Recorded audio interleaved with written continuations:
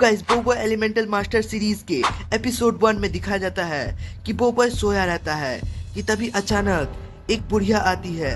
वो बुढ़िया काफी ज्यादा अजीब थी। उसने काले कलर के कपड़े पहने थे और उसने एक मास्क भी पहना था और उसकी एक आंख ढकी हुई थी। बोबॉय आराम से सोया ही था कि वो बुढ़िया चुपके से आकर बोबॉय को गहरी नींद में सुला देती है और वो चुपके से बोबॉय को उठाकर वहां से निकल लेती है। बोबॉय को वो कहाँ ले जाती है ये किसी को नहीं पता चलता। फिर अगले दिन सुबह होती है। बोबॉय के दोस्त को पता चलता है कि बोबॉय कल रात से ही गायब है। तो गाइस वो लोग ढूंढने लग जाते हैं बोबॉय को। बोबॉय के दोस्त ऑचोपॉट, दादूलाल सभी काफी ज्यादा परेशान हो जाते हैं क्योंकि बोबॉय ऐसे पहले कभी गायब नहीं हुआ है। फिर भी बोबॉय के दोस्तों ने हार नहीं मानी।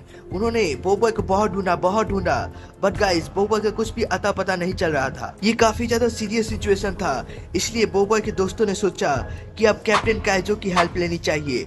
वो लोग जल्दी से कैप्टन काइजो से कांटेक्ट करते हैं। उसके बाद उन्हें बताते हैं कि बोबॉय पिछली रात से ही गायब है, आप जल्दी यहाँ आ जाओ और बोबॉय को ढूंढने में हमारी मदद करो। इधर कैप्टन काइजो भी सोच में पड़ जाते हैं। बोबॉय को किडनैप करना इतना आसान नहीं है क्योंकि बोबॉय पहले से काफी ज्यादा ताकतवर हो चुका है, इसीलिए वो सोचते हैं ये काफी ज्यादा सीरियस सिचुएशन है, इसलिए उन्हें जाना ही पड़ेगा।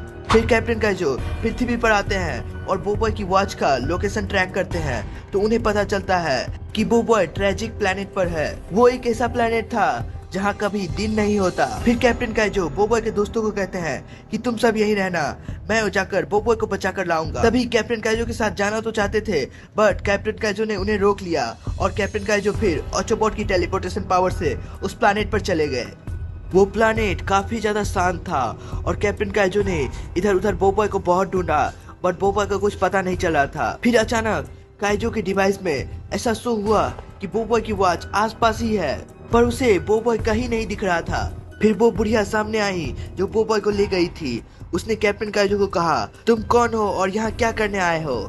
फिर तभी अचानक कैप्टन काइजो का ध्यान उस बुढ़िया के बगल में खड़े एक लड़के पर पड़ता है। वो बिल्कुल बोबॉय जैसा दिख रहा था। उसने काले कलर के कपड़े पहने थे क्योंकि वो बोबॉय डार्क बन चुका था। फिर कैप्टन काइजो उससे कहते हैं कि बोबॉय तुम ठीक तो हो ना, तुम इस बुढ़िया के साथ क्या कर रहे हो? ये बोबॉय कौन है? मेरा नाम है डार्कू और मैं इनका पोता हूँ और ये मेरी दादी। यह सुनकर काइजो काफी ज्यादा हैरान हो जाते हैं। फिर वो उस बुढ़िया से कहते हैं, क्या किया तुमने बोबॉय के साथ? फिर वो बुढ़िया बोलती है, डार्कू ये हमारा दुश्मन है, इसे कैद कर लो। फिर वो अपनी डार्क पावर से काइजो के आंखों की तरफ देखता है बट काइजो मास्क पहना था इसलिए वो नींद में नहीं गया। तो फिर कैप्टन काइजो ने उस बुढ़िया पर हमला किया तो उस हमले को डार्कू ने रोक लिया और उल्टा काइजो पर ही हमला कर दिया।